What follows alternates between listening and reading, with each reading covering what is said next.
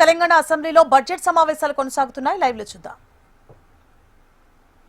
కోట్ల అంచనా వ్యయంతో హెచ్సిటీ కింద ఫ్లైఓవర్లు, ఆర్ఓబీలు, ఆర్యూబీలు, అండర్ పాస్లు, రోడ్లు ఇవన్నీ కూడా 26 పనులు మంజూరు చేయబడ్డాయి అధ్యక్ష.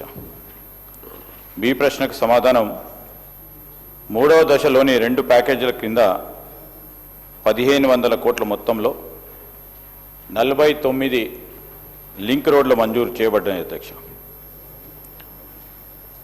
హైదరాబాద్ నగర పరిమితుల్లో హెచ్ఎండిఏ ద్వారా 7,406 కోట్ల మొత్తంతో 3 ఎలివేటెడ్ కారిడార్లను చేపట్టడం అయింది అధ్యక్ష. బి ప్రశ్నకు సమాధానం, 120 కోట్ల మొత్తాన్ని ఖర్చు చేయబడింది అధ్యక్ష.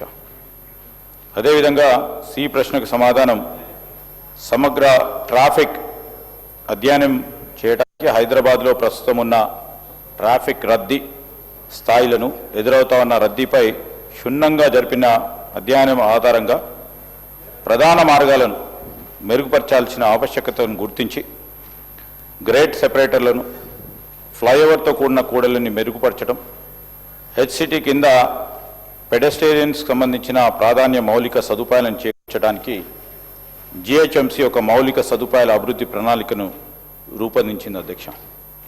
ఆ వివరాలన్నిటిని కూడా డి ప్రశ్నకు సమాధానం, వివరాలకు సంబంధించి ఆ వివరాల అనుబంధం రూపంలో సభా సమక్షంలో ఉంచడమైంది.